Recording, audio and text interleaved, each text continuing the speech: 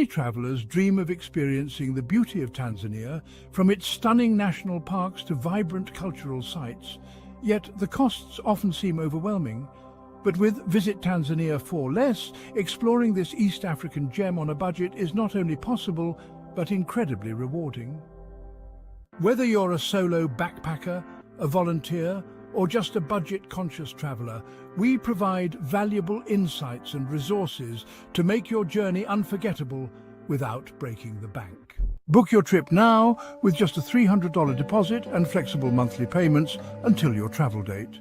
For more travel inspiration and tips, follow us on Instagram or visit us at visittanzaniaforless.com. Visit Tanzania for Less, your dream adventure within reach.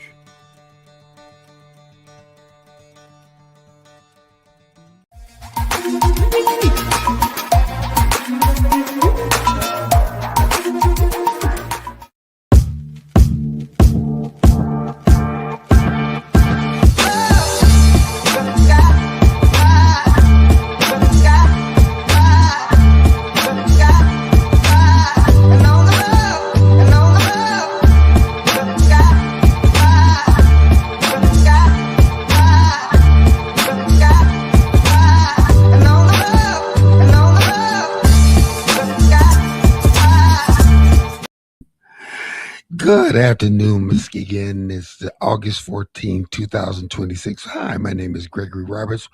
Welcome to Community Focus. I'm one of your hosts, and on to my right, Melvin C. Burns II. Welcome. How you doing today? It's a great day. It's nice and sunny, and it's a great day. How about the weather, sir? As you said, it is a beautiful day out on Friday the 14th. Today we had a low of 65, high of 84.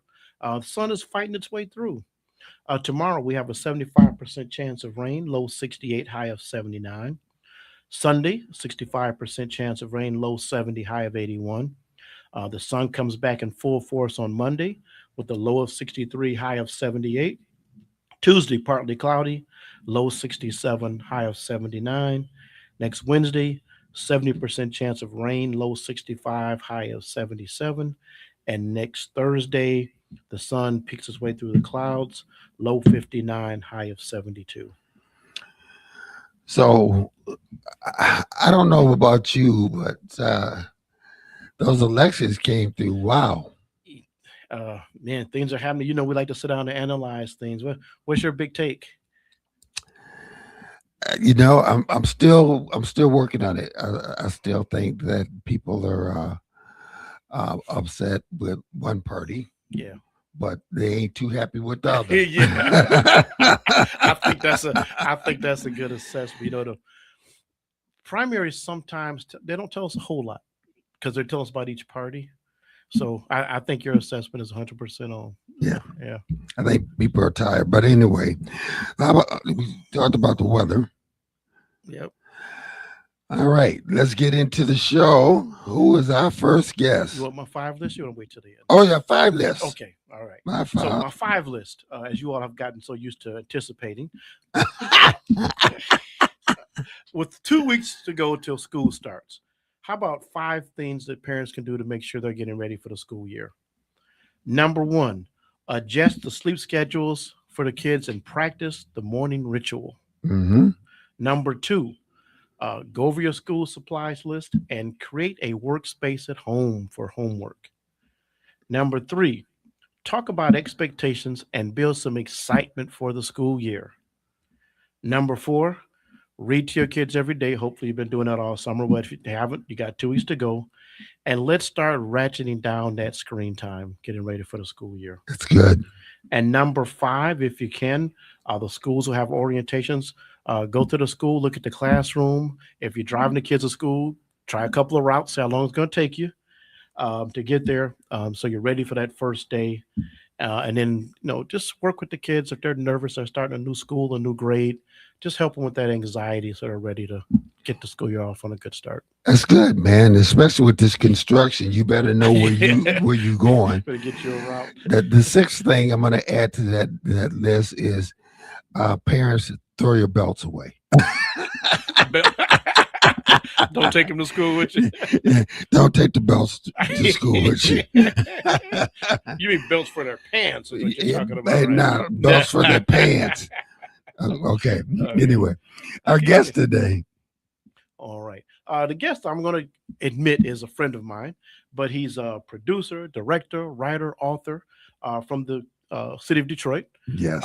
He is the producer and director of The Great Detroit. It was, it is, it will be. He's an author, historian.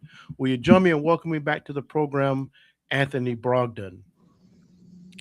How you doing, sir? Oh, doing very well. Thank you for having me. Oh, good to have you here. Again, we had you a couple of years ago. Been looking forward to getting you back. Tell people a little bit about yourself. Well, I'm a native of Detroit. Actually, Mr. Burns knows me because we went to college together at Oakland University. He got better grades than I did, but we both graduated. And that's a good thing. And I've been in Detroit pretty much all my life, except for 5 years. I lived in Atlanta right after college. And then I moved back to Detroit, and I have a company that I started back in 1989, I would say, called Multi-Business Concepts, where I did a number of things, and probably the longest was for 13 years, I was in merchandising, where I would bring in items for conventions from Asia. So I went to Hong Kong quite often.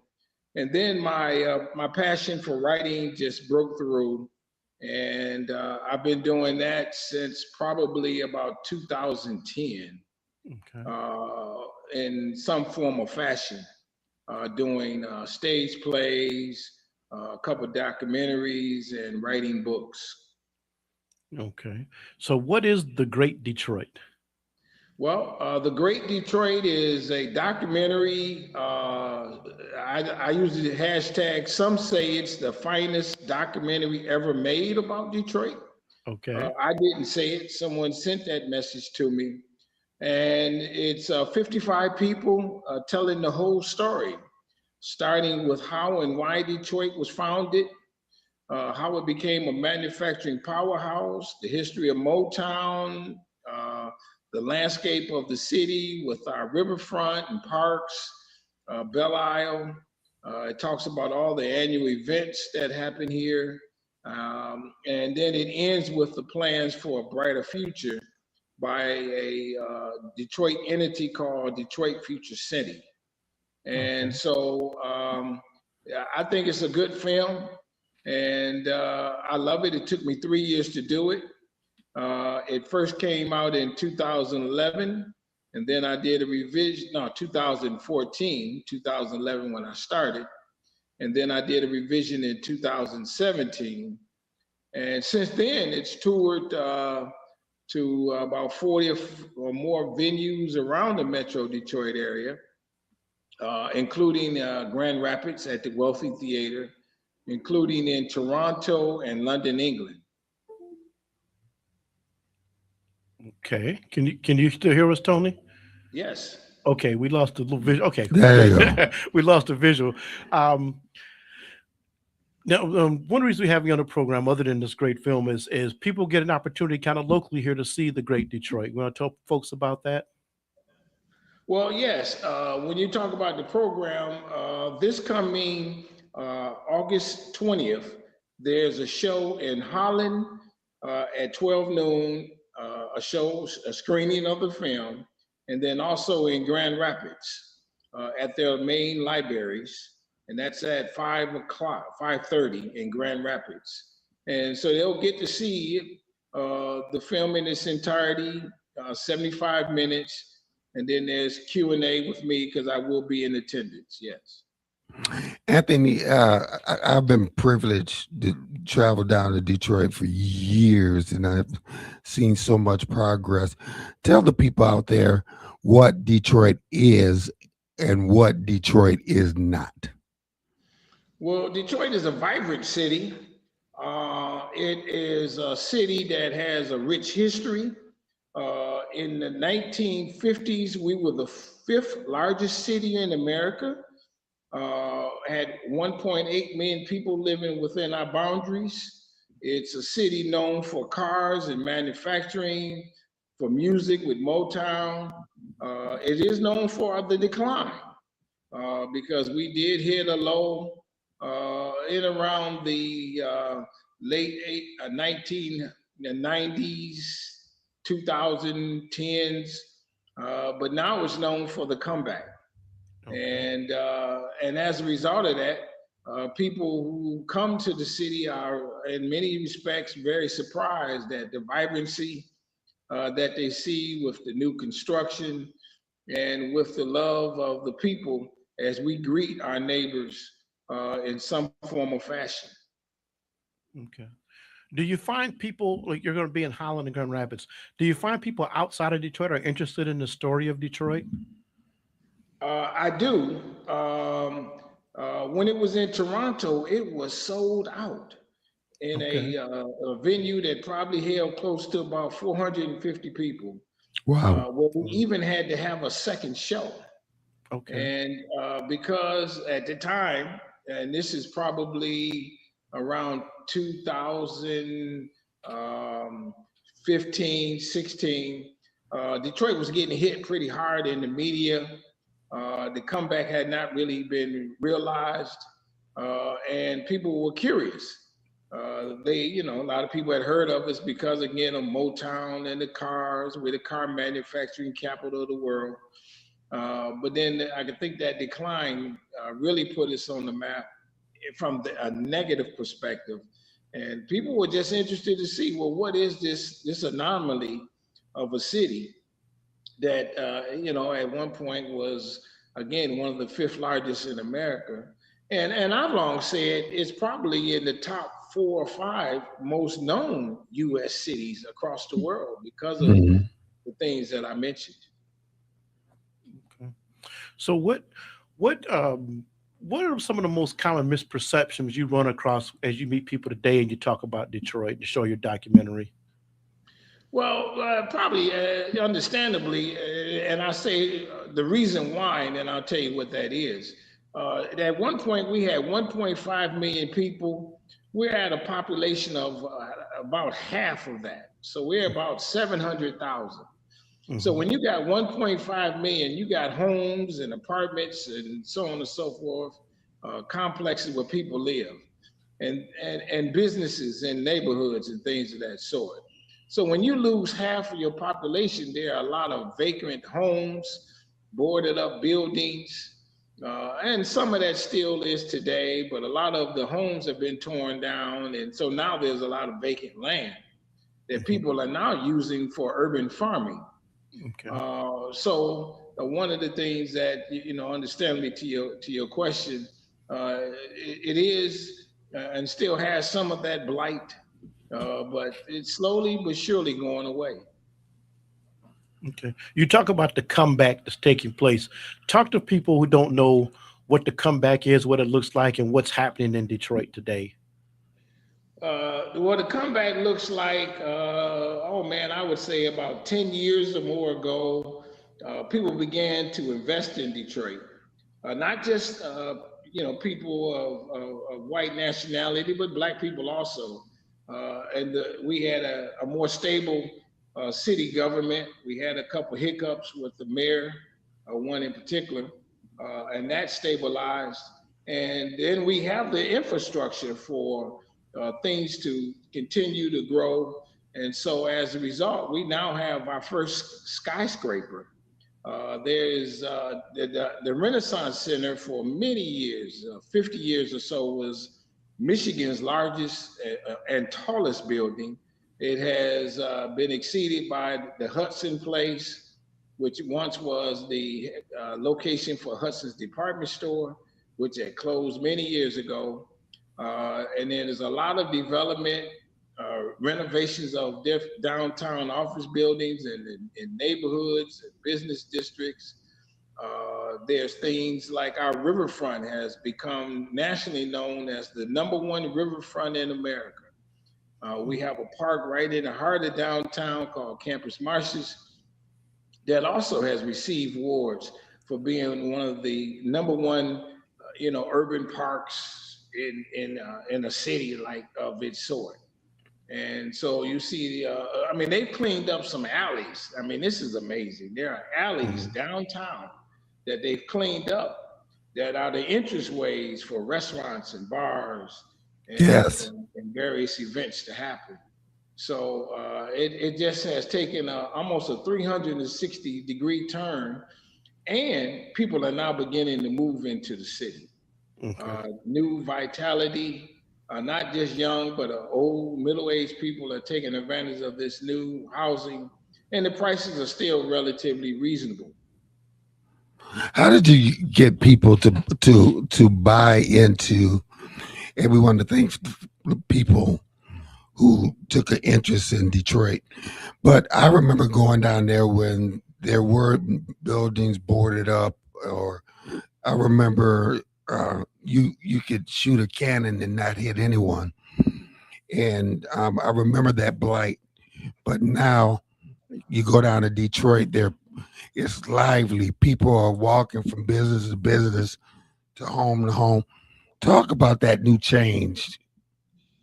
Well, the new change is, to me, it's very welcome because I am here and I want to have good, fun things to do. Uh, we like say that the riverfront now has several parks. There's one park, Ralph Wilson Park, which has all kind of playscapes and little concert stages and basketball courts. It's a beautiful riverfront that is just fabulous. We have a thing called the DeQuinder Cut, which used to be an abandoned railroad a route that is probably 1 or 2 stories below street level that people now use to walk in trails, and there's events that happen there. I mentioned the alleys that have been converted, and there's just a more concerted effort. And so, yeah, that you're right, man. I remember those days when, like you say, you could almost shoot a cannon downtown. But if you come here any day, in particular, I would say the weekend, but even maybe starting on Wednesday and Thursday, it's people walking miles up and down our main thoroughfare of Woodward Avenue, specifically when we got a basketball game. And then we've moved. The Detroit Pistons are now downtown, and they play in a new stadium that's probably 10 years old with the Detroit Red Wings, the Detroit Lions. Lo and behold, they've won a playoff game in the last couple of years. And we think that, and we pray that they keep that momentum going into this upcoming season. And we have coming up real soon the one of the nation's largest free, I said free, jazz festivals. That's Labor Day weekend with some of the biggest names, both national and international artists performing. And so when you come down here, you'll say, "Wow, man!" And we got hotels, new hotels. I mean, so there's different places to stay. So when you come down here, you'll be like, "Man, this is." I'll be back. Not just me saying it, but I've had other people, and that's the new moniker of our city. How's it? How does it feel? Because we were down and we did that. We went down an alley, and there were several doorways to get into museums, Yes, restaurants, just down one alley. That alley 10 years ago, you didn't dare go through. right. And so you say, how does it feel? It feels good because I'm proud of this town. I've over the years have traveled a lot, both nationally and internationally, and I had to defend Detroit. I said, Mhm. where you from? I'm from Detroit. Oh man! And then people would go into their story about what they heard, and at one point we were, if not number one, in the top 4 or 5 in crime statistics. All that is kind of subsided to some degree. We're not that high. And so I had to tell them, no, man, that's not my town. And at the back of my Mine, I knew that some of it was true, still slanted, still to say. But I feel good now. They're saying, "Hey, I'm coming to Detroit. When is a good time?" And it makes you poke your chest out and say, "Hey, Uh-huh. this is the great Detroit." Mhm. Anthony, I kind of got exposed to Detroit people, back in the early '80s in my time down in Oakland. But how would you describe Detroit people to folks not from there? Well, it's funny. It's almost like if you've been a whooping boy all your life, and you know that that's not true. You take that as a sense of pride. Okay. I'll have to say this also, with Detroit being a majority African American community, that gave us a sense of pride, knowing that, probably as far back as the 1960s, we had an African American mayor who was a staunch supporter of the community, minority community, and the community at large. So we are pretty excited to know that, I mean, that's still the case, that African Americans still have a foothold here and have not lost that. But now there's more influence. We did have a white mayor for a number of years, and that helped in the turnaround. We're now returned to an African American mayor, our first lady, Hmm. and she's so far has done quite a significant job in keeping the momentum. And then, we got a great school system. I mean, I was fortunate enough to go to what I would say one of America's number one public high schools by the name of Cass Technical High School, but it's not the only one of that moniker. And some of the other school systems have improved through the efforts of the Detroit Public School Administration. And we all, I'm sure, are happy to come from this town. And we're more happy that now there's this comeback. I tell you, when they had the NFL draft down in Detroit, I couldn't be any prouder of Detroit. And now they're talking about coming back to Detroit. It really showed Detroit coming together and pulling off a major event. Well, you're exactly right, and I attended a number of the parts of that celebration, and I mean it was great, man. I mean they really did a good job, setting up the space where the people congregated. Um, for the most part, I guess there was no incidents of anything happening from a violent standpoint, so we controlled that, which that could happen in almost any major city. I think the weather was good, so the gods were with us in that regard, and the people wanted to come. I mean, we had probably one of the largest attendance in the draft because people had heard of this comeback and had heard of Detroit. They wanted to see it, and Detroit put their best foot forward. Awesome. Tony, let me ask you Anthony, let me ask you to switch hats for just a second. You've been doing something for decades. And one of the things we do in this program, we got a lot of young people who are entrepreneurs just starting off in their business. And we love to have them on and encourage them and share their experiences. You've been out there for a few decades as an entrepreneur. Uh, Talk to young people who are thinking, you know, of taking that risk of leaving that job, that secure paycheck every week. Uh, Give them some advice of encouragement if they're thinking about it and thinking of jumping out there. Well, I mean, the first thing I would say is, you got to decide if you got the tenacity to undertake this venture because it is risky. But then you also have to say to yourself, this is the one way that I can control my destiny, and that was always something I felt about it. No matter uh, how things were going at the time, it was up to me to make the decision of how I could find a way to earn a living being self-employed. So I will admit I've had to pivot many times. This filmmaking is new. I mean, it wasn't what I went to school for. So I would tell somebody to get started, and then your passion, if you don't find it initially, will, because you're stuck with it, will come to focus, and then follow through. I mean, it took 3 years to do The Great Detroit. And about a year, it sat on the shelf because I ran out of money. Mhm. But I never forgot that this was something that I truly wanted to do. So I would tell young people, get started, write it down, think it through, find people who can assist you with some of their knowledge and expertise. And don't worry about the money because that usually does come some form of fashion somehow. Look for grants and things of that sort. Look for people that you can impress with your vision, that they will be impressed enough to invest with you. Start small if necessary. People say, well, why did you start with a documentary? Because I do want to do feature length films. Documentaries are a little less expensive to do. Mhm. I hired a crew, but I didn't have to pay actors. And that taught me a lot in terms of doing this production. So that's another angle. I mean, I always don't think shooting for the biggest, shoot for little bits, and just get started, and don't quit. We're getting to the bottom of the hour.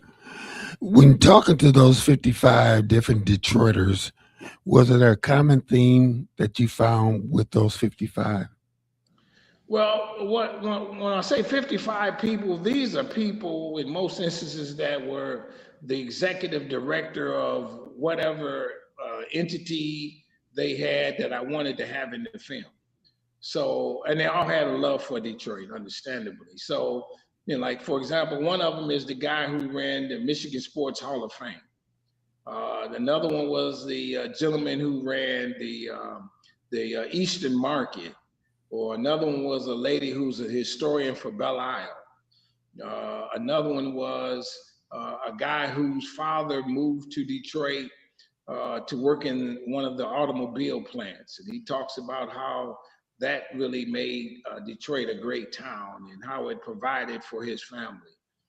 So I was lucky to find them. There were some people who, decided they didn't want to be in it, not knowing of the professionalism that I would be able to deliver, I guess.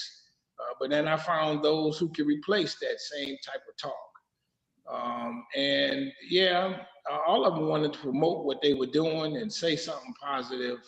And so that was probably the common thread.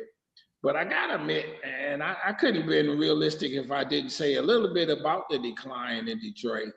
And I just kind of blamed that on, at one point, there were three automakers, the Ford, the Chrysler, the General Motors, that most all Americans had to choose from.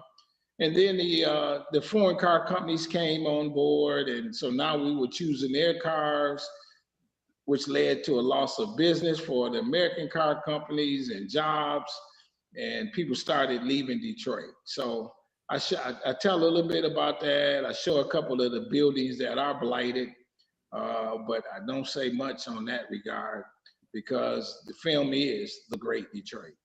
Okay. Anthony, with a little time we got left, you're showing the film on Thursday, the of the 20th of August, Highland Library, 12 noon, Grand Rapids Library, 5 p.m. Give folks your best pitch invitation to come out and see the documentary. Well, the best pitch is it's the Great Detroit. If you've been here, you're gonna learn something that you did not know about this city. If you've never been here, you're gonna learn a lot that you did not know, and what makes us the great city we are. You're gonna hear about the some of the little known facts of man-made islands and Kiwanis International being founded in Detroit. Techno Museum was started here in Detroit, and so you might not have known that. You're going to see the beauty of our landscape with the United States being separated by the Detroit River from Canada. You're going to walk out and a few people say something funny in the film, and about their love of the city. And I guess maybe it might make you feel, well, if Detroit can do it, your town can too. There you And go. so you have that, something to hang your hat on. But come on out, get a chance to meet me. I'm going to be there and I can answer some questions as one of the ambassadors for the city as a result of the film. And then lastly, I do have a coloring book titled The Great Detroit, and you can get you a copy of that. It's 36 pictures. It's all the museums, it's all the statues, the riverfront, sports teams, so on and so forth. And then you'll walk away with a good feeling of something that has turned around, was once great, had a little hiccup, turned around, and then you'll also say, if I'm looking for a vacation spot or a new place to live, maybe Detroit is that for me. There you go. All right. Anthony, we want to thank you for being on the show, and we'll have you back on soon to update us about a city that we love. One more thing, the title of the website, thegreatdetroit.com, thegreatdetroit.com, and if you can't make it to the showings, it is streaming on Amazon. There you go. All right. Yeah, There you got to go. get that in. All right. See you next week, Tony. Hey, thank All you. right. There, Anthony. Wow. And, being able to see it, because we used to go down for years. We went out here every year. It's cool. It's amazing how it's transformed. All right. It's the bottom of the hour. Excuse me. We're going to show our sponsors some love. Matter of fact, if you would like to be a sponsor, you could be a sponsor. Call 231-727-5007. X for Janae, Q89, or Big Rob. All right, we're going to show them some love. We'll see you in a couple minutes. Many travelers dream of experiencing the beauty of Tanzania, from its stunning national parks to vibrant cultural sites. Yet the costs often seem overwhelming. But with Visit Tanzania for Less, exploring this East African gem on a budget is not only possible, but incredibly rewarding. Whether you're a solo backpacker, a volunteer, or just a budget-conscious traveler, we provide valuable insights and resources to make your journey unforgettable without breaking the bank. Book your trip now with just a $300 deposit and flexible monthly payments until your travel date. For more travel inspiration and tips, follow us on Instagram or visit us at visittanzaniaforless.com. Visit Tanzania for Less, your dream adventure within reach. When smoking gives you COPD, you learn to lie a little bit. You make up excuses like, I have to get my keys. You guys go on. Anything so you can walk at your own pace. I used to do that all the time. Those lies don't work anymore. My tip is, the worst lies are the lies you tell yourself. Like smoking isn't that dangerous. You can quit. There's a place to share gossip about the office party fun, and a place to share the story you tell everyone. There's a place to share a laugh about when things went wrong, and a place to share the video of you dancing to your song. There's a place to share spare change, lunch, and your time. But we could all be better at sharing how we're feeling inside. 76% of employees have struggled with at least one issue that affected their mental health. When you share, I've always loved space and football. Growing up, some people told me I had to choose. But here's the deal. You can be great at more than one thing. And getting involved in STEM opens up your world to a universe of opportunities in life. This is my time. Get inspired and get involved today. There are STEM programs and science centers available in your community, so be sure to check out spaceforall.us to learn more and get started. This is my time. There ain't no doubt in my mind. Find your place in space. This is my time. Space for all. Welcome back to Community Focus on 103.7 to be M106 and all social media. Just one quick thing. Next Friday will be our 6th anniversary to the date, August 21st. I started in COVID time, and so we're going to be celebrating that next week. Not COVID, celebrate. Not celebrate COVID. Okay. No. All right. All right, folks, welcome back to the program. I want to introduce our next two guests, and you want to listen. If you're thinking about home ownership, this is the program for you. Next to Greg on my left, we have Kim Starks, who is the CEO of the Equity Empowerment Center. Kim, welcome Yes, back to the sir. program. Thank you for having us. Those of you in Muskegon, you probably know my guest to my immediate left. This is Jay Kilgo, Muskegon City Commissioner and your community agent. Yes, Welcome to the program. thank you. All right. Let's start off. Let's tell folks about the program coming up, and then we'll talk a little bit more about home ownership and your training. Yes, again, thank you for having us. Our program is the Equity Empowerment Program. It is the flagship program of the Equity Empowerment Center. And what it is, it's a mortgage readiness program where we found out about the number of denials that were happening in the state of Michigan. And first time homeowners were looking to buy a house. And because of the barriers, we put together this program. And it's a 6-week program where we come in and we help everybody overcome those barriers. So what we did, we built an ecosystem where we bring in mortgage lenders. We have like 5 different financial institutions. We bring in real estate agents like Jay. We bring in nonprofits that help with home ownership. We have HUD certified counselors. We have builders. Everything that a person needs to buy a house, we bring everybody in one room. And yeah, we work with them through those 6 weeks. And then we even have a phase 2 for those people who want to keep that process going for 6 months up to a year. That's good. Yeah. Now, you talk about home ownership, and I both you are the challenge. People out there, renting, living in the parents' house, wherever. Make people invite them to this program and tell them why they want to be there. Some people don't even think home ownership is available to them. Okay. The reason why I think it's so imperative right now that people really start looking very seriously at owning a piece of property, because we know the financial climate that we're in. Things are, with inflation and things that's going up, when we're spending thousands of dollars on rent, that money is not impacting us or the next generation. Exactly. So when we take that money and we put it in a home, we're building equity.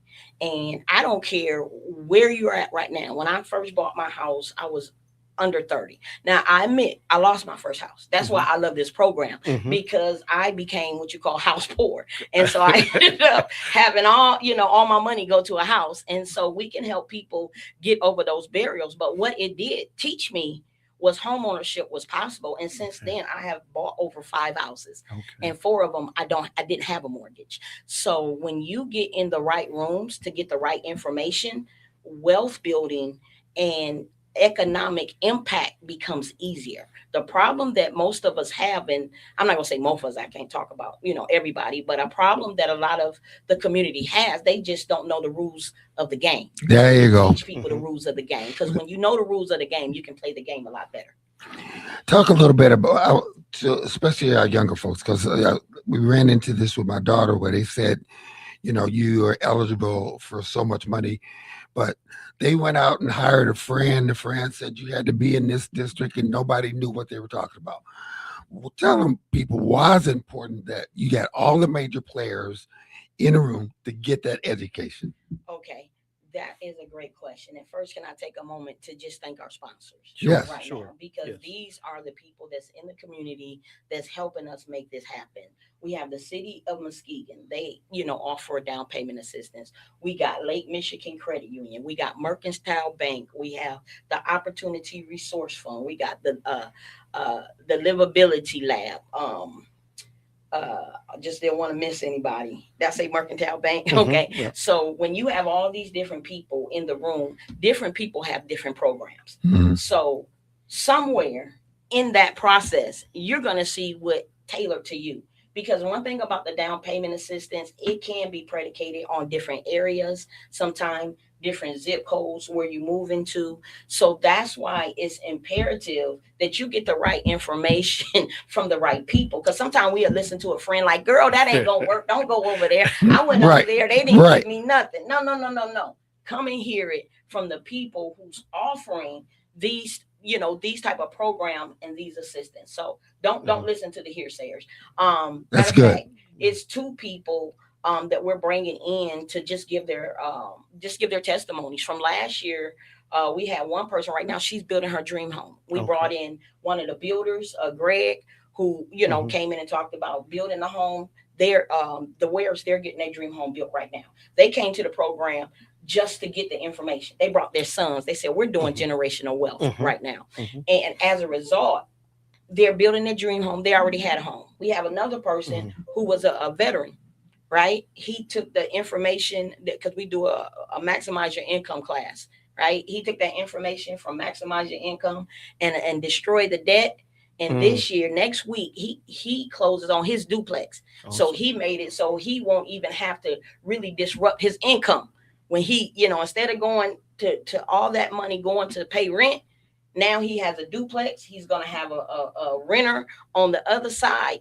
And that's a kickoff or acceleration, if you will, to build generational wealth. Let's go to Houston, Texas. Michael Anthony Smith. Define equity. People may not understand what it is. Oh yeah, thank you. That's a great comment. So equity is the amount of ownership that you build inside of something. You can build equity in houses. You can build equity in businesses. Equity means when you make an investment, the money that accumulates inside of that investment is what you call equity. For example, I'm just going to use a round number. If I have $100,000 house, right? Say I bought a house for $100,000.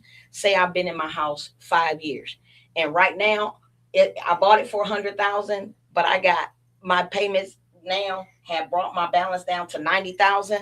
I already got $10,000 worth of equity in that house. So instead of building a landlord equity, guess what? I'm building my own equity. There you go.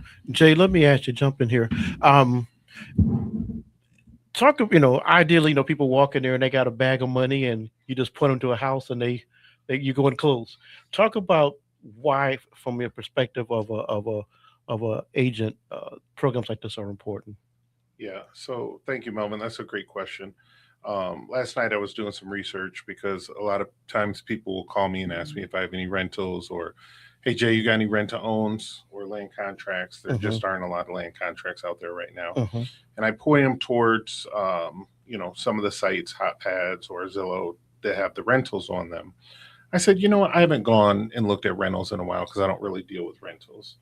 In my neighborhood, I live in the Steele neighborhood, but Steele, Jackson Hill, Angel, McLaughlin, the rentals for a house are going between $1,300 and $1,900 a month. Unbelievable. And if you're paying $1,300, $1,400, $1,500, I have a new construction house for sale right on Amity and Getty.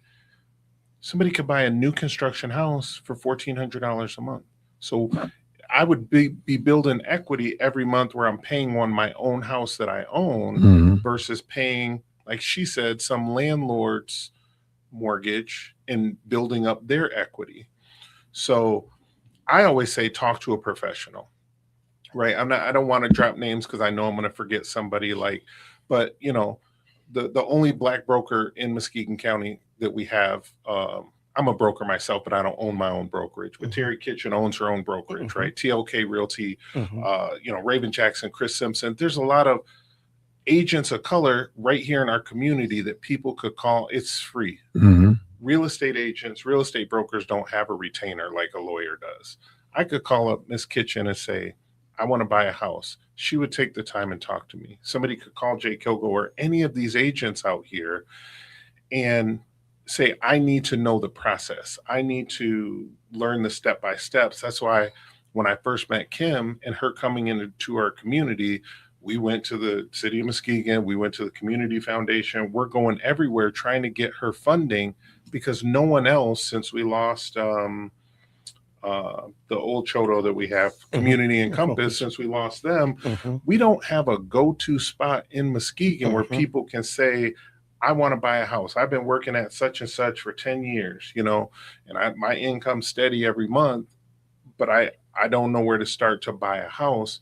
This equity empowerment program, she's turning people that don't know anything and not only turning them into homeowners, fixing their credit, eliminating debt, teaching them how to make supplemental income all of those things are built into her equity empowerment program, and it's free. Those are the kind of things where I'm just want to be a cheerleader for Miss Starks, because she's doing this out of the goodness of her heart for our community, but we still want to find entities that bring the funding for her program so that she can offer it to residents of Muskegon Heights and Muskegon, or anywhere, because she's done a cohort in Grand Rapids also. But we need some of these bigger companies to come alongside. If Lake Michigan Credit Union and foundation too. I don't know how. Yes, Choice One Bank, Mercantile, any of these big lenders, they're making money. Sure. They're going to make their money if I bring them a client, or Kim brings them a client and says, hey, they want a loan for a house. If they get them approved for a loan, that bank is making bank, So those banks and those entities can come up with a way to fund programs like hers so that we can turn more renters into homeowners. Would you explain to people that it's never too late? Matter of fact, if you're at the younger end, or maybe older, but you're still renting, it's never too late to get the information and be a homeowner. For sure. I didn't buy my first home until I was 39 years old, right? I rented for years and years and years. Why? Because I thought I couldn't own a home. I didn't know how to buy a home. This was right before I got into real estate. I just learned how to budget some money. I learned how to, and there's with the elevations in AI and different programs and just the knowledge, people can fix their credit. It's fixable. Oh man, I got a 450. I'm never going to be able to, what do I have to be at? I got to be at a 640 or 620 or 700, whatever it is.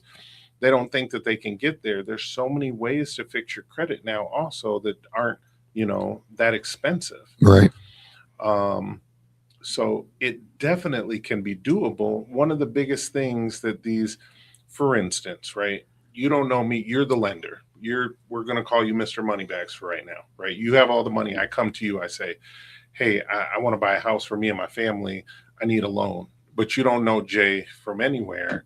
You're going to say, what are your credentials? What do you have? These banks are looking at us on paper blank. They're not like, okay, he knows this person, or, she said that she's going to get this money then, or they're looking at all of us on a blank sheet of paper. So we have to produce our resume to these banks the best way possible. There are tips and tricks that we can use to show these lenders, hey, I'm going to pay that mortgage payment. And if you go to classes or talk with a professional, you can learn how to put together basically that resume to show these lenders that you're the one that should be getting the loan. Because she has the numbers for denials. If we look back to like 2024, 2025 numbers, crazy. The denials for Black applicants are the highest in the country. They shouldn't be. Go figure. Yeah. Right. So I'll let her talk a little bit about the denial stuff, but it's real in the fact that we can learn what to do, what steps to take to get people approved to buy a home. Yeah. Go ahead. Yeah.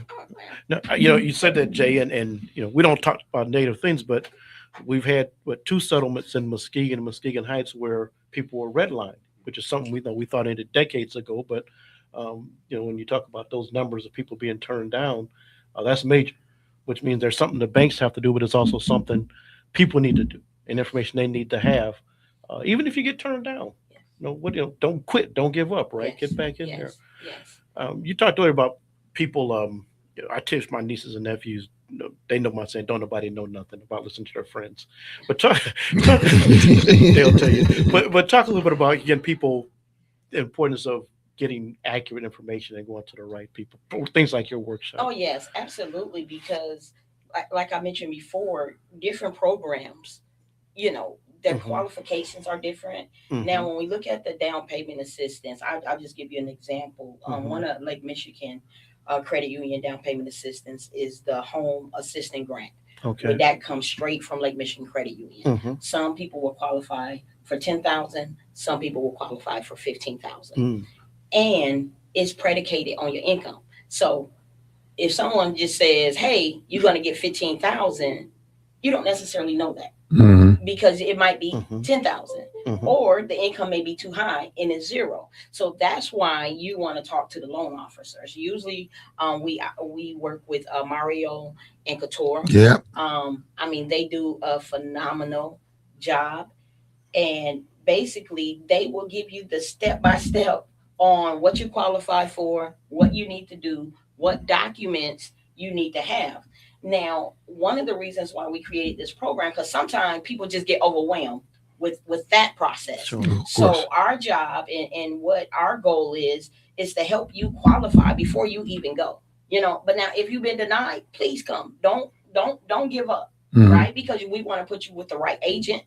We want to put you with the right financial institution, right? Because even if you don't fit Lake Michigan Credit Union, the Opportunity Fund, they have a first-time generational grant where you can get 25,000. If you're the first person in your family, you can. Oh, you said don't. I figured she was on the roll. Excited about this, right? But yeah, there is a $25,000 grant if you're a first generation homeowner. And Lake Michigan Credit Union, they partner with the same type of program, and it's 20,000, right? So people can get them mixed up, cross-reference. That's why you want to come in the room, get the information, or like Jay said, reach out to the lender yourself. We really like to work with people who understand our community, have a love and a passion for our community, and no matter what barriers they face, let's get them over the fence. I have to go back to Houston, Texas, Michael Anthony Smith. What about the people who don't have $4,000 to $5,000 in the bank to start purchasing a home? So with down payment, right? We'll just talk about myths in general. One of the big myths is that you have to have 10 or 20% down to buy a home, right?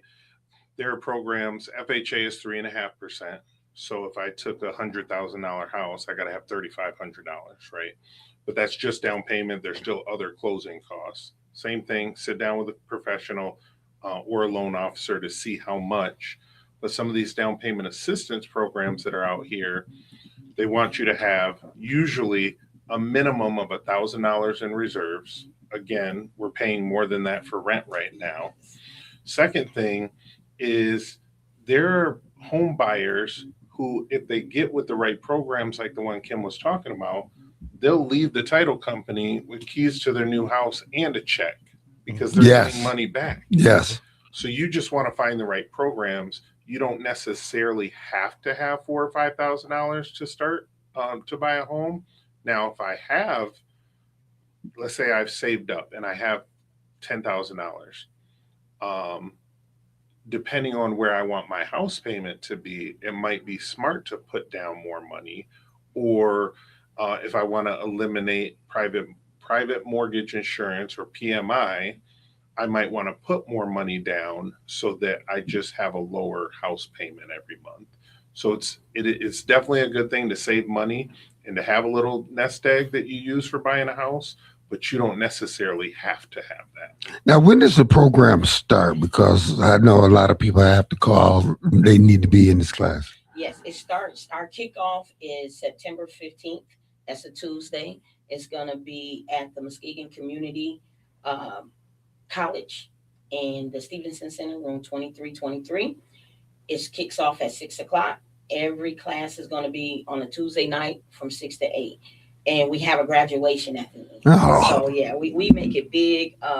Do they have to reserve their seat? Yes. So if they go to the eecenter.org, I'm going to repeat that, the eecenter.org, and it's going to look a little weird because it's 3 E's, .org. You can go ahead and sign up right on our website where it says join the next workshop. You can click the link, go ahead and sign up. You will get your welcome email, and then we'll stay in contact with you throughout the duration. We got about 4 more weeks, and we just really encourage people, bring a friend, bring a family member. We always tell people we invite people in to help them celebrate, because even in that 6 weeks, some people, you're not going to qualify in 6 weeks, but you can get the information And it has been proven. We have had now like 13 people that's been approved in 1 year. So, and we're just getting started. Talk a little bit about, because it's so important, you got to be in a room for 6 weeks talking to people that's going to help you. But I've found so many people run into, I'm going to hire my friend to find me a house, and then dad come look at the house. The house is a mess. And it's a hot mess. But talk about, taking advantage of those situations like this, because this will help people. We're talking about that wealth that we need to store back in our community. Two separate things. One is her program. Again, it's going to get people economically ready for anything, right? Not just buying a house, but maybe being able to save some money to send the kids to college, or maybe able to setting up life insurance. We got to have that life insurance conversation, because Black folk don't like to always talk about life insurance. All these different things that get people ready financially. Now, when it comes to dad, I've dealt with many dads in my day. There's a certain pastor in town, I sold his daughter a house one time. Boy, he was rough on it. but we found the house for her, and that's okay. People might not always cater to the first or second house, and it's okay to see as many houses. Once you get that pre-approval letter, you're in the driver's seat. Go see as many houses, put the houses through their paces. But one thing I do want to mention, so I sit on the land bank for Muskegon County on the land bank committee. The land bank now has renovated 6 homes in Muskegon Heights. 4 of them have already sold, and they put in a lot of money into these, so they go above and beyond what just the normal house flipper will do. The next round of them, they're set to do 4 more in Muskegon Heights and 2 in the city of Muskegon. So whether it's a house that's newly renovated or whether it's a new construction house, people can find nice homes in their price range. Some of the price ranges out there, 130 to 150. Some are between 150 and 2, and then some are 200 and more. But even at around 240, you're still under $2,000 a month for rent. Right. So, the 130 range, people can be under $1,000 a month for a mortgage payment, where right now they're paying, I was looking at some of these prices, $1,300, $1,400. Some of the new constructions that I saw in Angel, they want $1,895 a month. They're nice. They're new construction, 4-bedroom houses, but they want $1,900 a month from folks to rent it. If you're going to pay $1,900 a month, just buy your own house. Yes. Because you can find a nice house for $1,900 a month. Now, sure, there's some renters. Hey, a nurse, a CEO, a manager comes in to open up a new something in Muskegon. They might need a rent for a little bit until they find their house or something. And we definitely need rentals, so I'm not knocking rentals. I just don't want us to stay stuck in that rental rut for years and years and years, because then you look up in this almost retirement age and you don't have anything. You don't have any kind of nest egg, So. Yeah. Can I add something to that? Oh, add. Sure. Yeah. Sure. So I seen a house downtown yesterday, and it was pretty good. They remodeled it. It was only $137,000. I know that some of the houses in Muskegon are dropping their prices. And so if a person qualified for $50,000 worth of the down payment assistance, that's like $137,000 house that you get for $87,000, right? So we have people, and shout out to the the Muskegon Community Foundation. You have people that are really geared, and like the city, doing these type of renovation to houses, because we are recognizing the housing. It's almost like a disparity. It's just people are not being able to get across that finish line, and the help is available. So don't just get stuck in like, okay, I can't do this, I can't do that. The least you can do is come out and see, because when you got this many entities and this many programs and this many people that's willing to help you, something can give. Something can give. Okay, so give us a date, time, places, all that stuff real quick. Okay, September 15th, Mm-hmm. the Muskegon Community College at the Stevenson Center. It's a Tuesday night. It's going to run 6 weeks. The graduation is going to be October 20th, and you can come on out, and we're going to make sure we take care of you. All right, listen, it's 3:00. That's top of the hour. The show Just ready to go. We can talk to you guys for 2 more hours. All right, listen, please take a chance to be involved in this. I'm gonna give you a little quick story. Guy bought a house next to me, and he fell for every story, but he didn't fall. They didn't tell him that part of his house is on my property. So you need to be educated on all things. Take the time to, I'm going to say this week, take the time to encourage yourself to be educated in things that you don't know. Grow. You don't have to be stagnant. Move forward. Okay, that's the show for this week. Take care. God bless. I'm always available to help people too. As a community agent, I always want to answer questions for folks. Jay Kilgo, you can find me on Facebook, or 231-259-9688. Anytime. I just want to be helpful to folks. I'm going to send that guy to you because he's got a problem. All right. See you next week. First, they said cigarettes were safe. We know how that turned out. Now, they say they didn't market e-cigarettes to teens. Fact, more than 1 in 4 high school students are vaping, and 80% say their first e-cigarette was flavored. Vaping is harmful to developing brains. The reason we think vaping is safe? Marketing. Same lies, different day. Tell Big Vape to quit lying.